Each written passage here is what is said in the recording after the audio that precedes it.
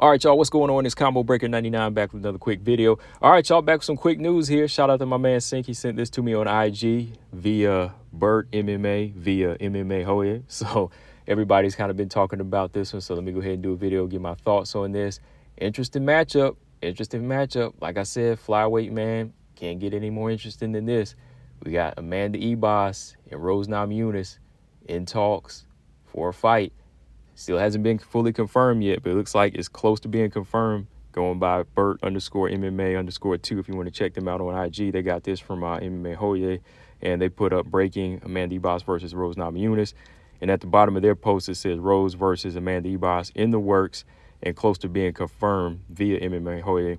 Not sure what weight class. All right. So, yeah, man, it looks like it's going down. Rose is making her return. Doesn't say what date yet, but, I'm assuming that it might be, of course, the first quarter of this year, maybe like around March or April, just to make sure that she's ready and make sure, man, Ribas is healed up. And, yeah, it looks like the fight's going to happen. And it says not sure what weight class, but I think we can all confirm the weight class is going to be 125, right? Because Amanda Ribas, she's the type of fighter that'll fight anybody at any time, any place, anywhere. And I know that she was looking for a shot at 125 as far as the title goes, even at 115. So with the way her mindset is, she's going to fight at 125. And we already know that Rose says she's not returning to 115. And from her latest post on her IG, she said that goals for 2024 is to be great at flyweight. She hashtag flyweight. So I think we all know she's coming back to 125. And she feels like she, showed a good effort against Manon Fiorot.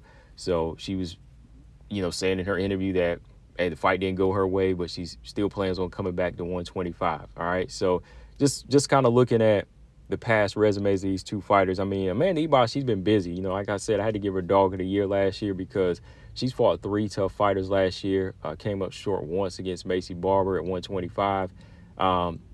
Aside from how she put on the performance she put on as far as being too gutsy, she was game in there. She was game against Barber. Not too many people could take shots from Barber like that and keep coming, So tough fight there. She outclassed Viviane Araújo, moved back down to 115 and fought Luana Pinheiro and stopped her. So this is going to be a tough fight for Rose. Early on, we got to look at the more skilled fighter and the one that has more tools and that makes wiser choices, and that be Rose Namajunas. But this is a good matchup. I like this matchup. Like I said, it's got to be either her or Jessica Andrade, who's a little bit higher at 125. And this is a perfect fight for Rose. Everybody else is taken. Amanda Ribas is ranked number 9 right now at 125. So it makes sense for her to makes even more sense for her to take this fight just to go ahead and get ranked, if she can get a W off of Amanda Ribas. So, yeah, looking at these two as far as a matchup, they kind of have the similar build. That one's not really bigger than the other. I would say Amanda Ribas does kind of fill out more at 125, because she's been there a few more times fighting Caitlin Chikag and Macy Barber and Viviane Araújo. So she's a little bit more used to it, like probably frame-wise and carrying the weight. But with Rose, this will be her second fight, and she was able to go the distance with Manon, so she could take that type of shot from Manon. But when it comes down to Rose Namajunas as far as how she's going to approach this fight, I would say she's going to use more of a patient, technical type of skill set that could give Amanda Ribas trouble. But you can't count Amanda Ribas in there with that dog.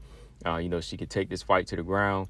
But again, Rose has the ground game. So, yeah, I think this is a good fight, to get Rose into the rankings if she can get that victory. So, yeah, I know it says not sure what weight class, but let's be real, it really wouldn't make sense for them to fight at 115 at this point. I mean, they're both ranked, but again, what is it going to really do for them, right? It's not really going to do anything for them at 115. I think at this point, it would make more sense for it to be at 125, looking at Rose's trajectory as far as what she wants to do, try to get into the rankings and get up there at 125, right?